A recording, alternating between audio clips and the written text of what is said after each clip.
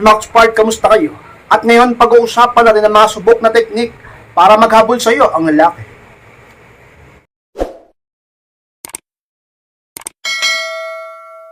At kung handa na naman na po tayo, at muli, be inspired.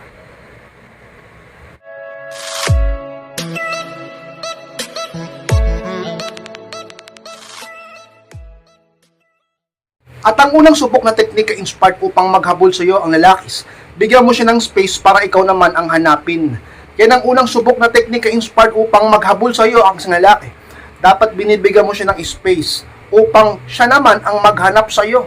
Dahil kapag ka palaging ubos oras ka pagdating sa kanya at lagi ka nagpaparamdam at lagi kang available, tapos yung iba sa inyo napakabilis pang mag-response at mag-reply, talaga namang bababa ang tingin niya sa iyo. At baka imbis na hanapin ka niya, ay baka gumawa pa siya ng paraan upang iwasan ka sapagkat nakakasawa na. Alam niyo mga ka-inspired, huwag niyong hayaang magsawa sa iyo ang partner mo. Huwag mong hayaan ka-inspired na pagsawaan ka niya. Matuto kang makiramdam at matuto kang dumistansya kung kinakailangan upang talaga namang hindi mawala ang halaga mo at lagi pa rin siyang masabik sa iyo at hanapin ka. Bigyan mo siya ng space. Huwag kang masyadong clingy. Huwag kang masyadong needy. Huwag kang masyadong demanding. At talaga namang ka-inspired, huwag mong gustuhin lagi kayong magkausap o magkasama.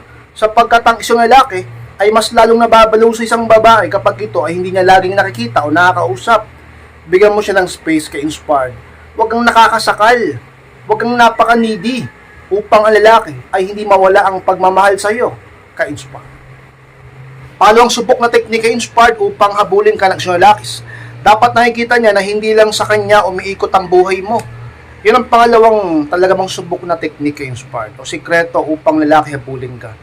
Paano kanya habulin kung talaga namang ikaw pa mismo ang nagdudutan sa sarili mo, talaga naman sa kanya, na wala ka ng ibang ginawa kundi paikutin ang buong araw mo sa kanya lang, na para bang wala kang ibang ginagawa kundi ang kausapin lang siya at talagang hintayin siya. Paano ka kasasabi ka ng isang lalaki kapag kaganyan ka? Paano siya maghahabol sa'yo at malalong mababaliw sa'yo kung ganyan ka? Talaga namang huwag ipakita sa kanya na umiikot lang ang buhay mo sa lalaki. Dapat nagpapaka-busy ka. Huwag kang laging magparamdam sa kanya upang lalaki hanapin ka. At lagi pa rin maghabol sa'yo, ka-inspire. Pangatlong subok na teknik, ka-inspire, upang habulin ka ng isang lalaki. Kapag naramdaman niyang high value ka, mas lalo siyang mag-e-effort. Yun ang pangatlo, ka-inspire. Alam nyo, napakahalaga na talaga namang gumagawa ka ng paraan upang madagdagan ang halaga mo sa sarili mo. Nag-a-add ka dapat ang value sa sarili mo. Paano mangyayari yun kung wala kang ibang ginawa sa sarili mo kundi humilata, lumamo na talaga makipagkismisan, maghabol, mabaliw sa lalaki, talaga wala kang ibang ginawa kundi magbantay sa kanya. Imbis na magpaganda, magpasexy, mag-workout ka, hindi mo ginagawa yun. Sapagkat una sa katamaran mo at sa mga malimong paniniwala sa sarili mo. Talaga namang ka-inspired, mag-self-improve ka. Magpaka-high value ka upang isang lalaki mahirapang tiisin ka at lagi pa rin gustuhin mag-effort sa iyo at lagi siyang masabik na gumawa ng paraan upang makausap o makasama ka. Siya ang laging maghabol sa iyo at hindi niya gustuhin mawala ka. Takot siya, ka-inspired, na maagaw ng iba kapag ka inuna mong sarili mong magpataas ng value. Alam niyo, ka-inspired, dapat nga makita high value ka. Sabihin ng iba, ka-inspired, hindi naman ako high value eh. Dahil yun, tingin mo sa sarili mo. Huwag nyo kasing isipin hindi kayo high value. Kayong inspired yun talaga ang totoo. Kung yun man ang totoo, dapat gumagawa ka ng paraan upang madagdagan ang halaga mo. Mag-self-improve ka nga kasi. Kayong inspired, wala akong pera. Gumawa ka ng paraan upang magkapera. Kayong inspired kasi ganito, ganyan, puro ka dahilan. Kaya ka iniiwan na lalaki. Kaya ka pinagsasawaan eh. Kaya ka pinagpapalit sa iba eh. Kaya wala na siyang gana ngayon eh. Kaya ginaghost ka na. Kaya meron na siyang iba. Kaya tapos na kayong dalawa. Dahil ikaw mismo hindi mo pinahalagahan ang sarili mo. Puro ka lang lalaki, puro ka love life, puro ka katangahan, puro ka talagang paghahabol, puro ka pagiging marupok. Ang lalaki ngayon ayaw ng ganyan. Unahin mong sarili mo. Pag nakita niyang inuuna mong sarili mo, tadadagdagan ng value mo, nag-i-improve ka, ang lalaki gaganahang mag-effort sa iyo. Ibig sabihin, lagi siyang maghahabol sa iyo, ka-inspire. Pangapat, ka-inspired, na talaga mang subok na sikreto, teknik upang habulin ka ng isang lalaki. Huwag mong ipakitang sobrang gusto o mahal mo siya. Yan ang pang-apat, ka-inspired. Diyan tayo nagkakaproblema eh. Na ipapakita niyong sobrang gusto mo siya, na ipapakita mong sobrang mahal mo siya. Kasi mga babae kasi minsan mahina rin magpigil no? Yung mga babae. Lalo kapag pogi, lalo kapag talaga namang sabihin natin meron nang nangyari sa inyo. O sabihin pa natin kay Inspired na nahulog na talaga ang loob niya sa'yo. Na in love ka na talaga. Wala ka nang pakundangan, kundi wala ka nang pagpipigil, talagang napapakita mo ng kabaliwan mo doon sa lalaki. Alam niyo mga Inspired, kahit gaano ka pa kamahal ng lalaki, kahit gaano pa siya katotoo at kaseryoso sa'yo, kahit gaano pa kabait at kahumble yung lalaki na yan, kahit siya pa ay tapat at totoo, talaga naman ka-inspired. Merong magbabago sa subconscious mind niya dahil sa pinapakita at pinaparamdam mo. Mababawasan ang pagtingin niya sa'yo. Pati ang effort niya, doon mo makikita na nawawala na rin sa pagdaan ng panahon. Dahil nakikita niya okay na okay ka naman. Ano pang challenge? Ano pang hahabulin niya sa'yo? Ano pang paghihirapan niya sa'yo? Huwag mong ipakitang sobrang mahal mo siya. Huwag mong ipakitang sobrang gusto mo siya. At mas lalong huwag mong ipakitang handa mong ibigay at gawin ang lahat para sa kanya. Tandaan mo, babae ka. At hindi tama na sobrahan mo bagay-bagay sa buhay na ito. Lahat ng sobra ay nakamamatay. Lahat ng sobra ay talagang ka-inspired. Kabiguan ang dulo niyan. Kaya dapat sapat lang kapag nagmahal. Dapat sapat lang kung ipapakita mong gusto mo siya. Kung magpaparamdam ka ng pag-ibig, dapat sakto lang. Huwag kang OA. At kung magbibigay ka ng kung anumang bagay, dapat yung tama lang. Yung iba, kung magbigay, grabe magbigay ng mga bagay-bagay. Yung iba, nagbibigay pa ng bahay. Nagbibigay ng kotse. Kung sobrang yaman mo, edi okay. Paano kung hindi naman tayo sobrang yaman? Diba? Ganyan yan. Kahit sa pag-ibig, dapat sapat lang. Huwag mong pakitang sobrang mahal o gusto mo siya. Upang ang isang lalaki hindi lumaki ang ulo, hindi ma-spoiled, hindi maging masyadong kampante, hindi kanya pagyabangan, hindi tumaas ang pride niya, hindi tumigas ang ego niya. At lagi ka pa rin siyang magkaroon ng takot na baka mawala ka. At lagi pa rin siyang maghabol sa iyo sapagkat mas lalo kanyang mamahalin kapag sapat lang ang pinaramdam na pag-ibig mo sa kanya. Ka-inspire. Palamang subok na paraan ka-inspire o technique upang habulin ka ng isang lalaki. Huwag kang masyadong madaldal. Talaga naman tungkol sa buhay mo. Palima, ka-inspire na talaga naman dapat mong tandaan. Kapag ikaw naging sobrang daldal ka, ay sigurado ang isang lalaki ay talaga namang mawawala ng gana sa'yo. Ka-inspire, bakit naman ganun? Nagkukwento lang naman ako Oo, hindi masamang magkwento, pero grabe ka naman magkwento. Binubuhos mo na lahat, pati buhay ng ibang tao, pinag-uusapan nyo na. Pati yung mga hindi mo dapat sabihin, yung mga hindi mo dapat ikwento, yung mga hindi mo dapat i-open sa kanya, ay talaga mang sinabi mo na, huwag ganun. Alam nyo bang mali yun?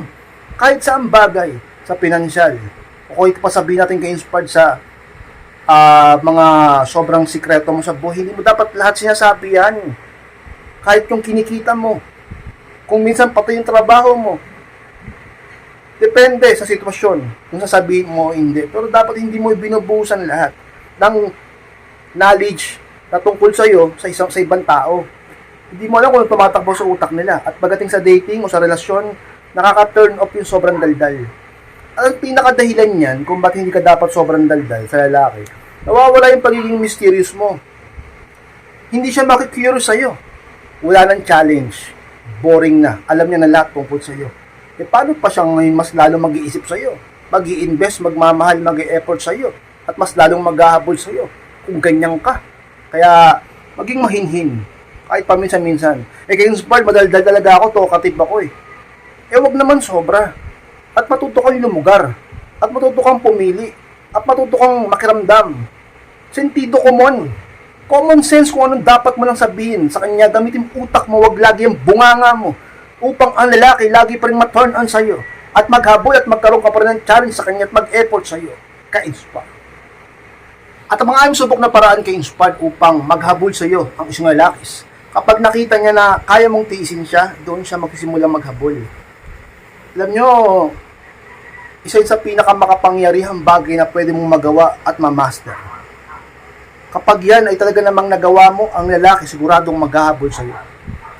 Sapagkat napakaraming benefits niyan sa'yo at sa inyong relasyon. Kapag nakita ng isang lalaki na kaya mo siyang tiisin, o nagagawa mo na siya ngayong tiisin, na hindi mo naman ginagawa noon sapagkat pinapakita mo puro kabaliwan, ngayon hiba na, natitiis mo na siya, ang lalaki doon siya magsisimula maghabol.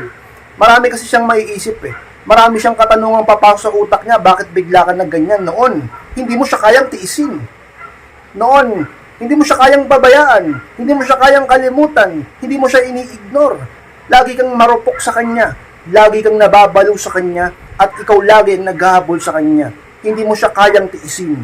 Pero ngayon, nabaliktad ang sitwasyon. Nagtataka siya. Nagka-curious siya. Bakit nagagawa mo siyang tiisin? Ang lalaki ka-inspired mag-hahabol sa iyan. Walang pinagkaiba yan, di ba? Siyempre, pag gumamit ka ng no contact rule, kapag no contact ka sa kanya, hindi mo na rin siya nire-replyan o matagal kang mag-sin at hindi ka na rin nagme-message tulad ng ginagawa niya, hindi mo siya hinahabol pa, hindi ka na nagpaparamdam, natitiis mo na siya, natutuloy-tuloy mong no contact rule lang, isang lalaki ka-inspired sa katagalan na siyang magpaparamdam sa iyo at sigurado ka-inspired maghahabol sa iyo sapagkat isa yun sa mga pinakamalaking bagay na hindi na kayang amin sa sarili nila, na nababalaw sila sa pag-iisip sa iyo kapag hindi ka nagpaparamdam sa kanila, na talaga namang sa gabi bago sila matulog ay iisipin ka muna nila bakit hindi ka na nagpaparamdam, ano na bang ginagawa mo, may iba ka na ba? Maraming katanungan. Talaga naman hindi siya makakatiis na maghabol sa iyo. Parang ikaw kapag ganun siya sa iyo, ka-inspire. Mga ka-inspire, maraming salamat sa pagtapos ng vlog na ito. Kung kalimutan na mag-like, comment, and pa-share na rin po ng video na ito upang makatulong naman po tayo sa iba. At sa mga hindi pa mo nakakita-subscribe, click nyo na po yung subscribe, mga ka-inspire, click nyo na po notification bell upang ma-notify kayo pag may bago akong upload. Sa mga gustong humingi ng payo, advice, gustong magpa-coaching, may lang po sa akin Facebook, ayun po yung FB account ko. Hanapin nyo lang po yan sa FB, chat nyo ako mismo ang siya magre-reply sa inyo doon kapag nag-message kayo. At sa mga gustong makapanood na binabasa ko yung comment nyo, i-follow nyo lang po ako sa aking TikTok account. Ayun po yung official ko. Ayun po yung kadalasang ginagamit ko. Ka-inspired sa mga nagko-comment dyan, i-screenshot ko yan at doon ko sasagutin, gagawin ko ng video yung mga comment nyo. Kaya kung meron kayong mga katanungan, message lang po sa baba at mamimili ako. At doon ko mismo sasagutin, gagawin ko ng video. At dyan ko i-upload sa TikTok na yan. Ka-inspired, maraming salamat sa pagtapos ng vlog na ito. Mag-iingat kayong lahat at mahal ko po kayo. At muli, be inspired.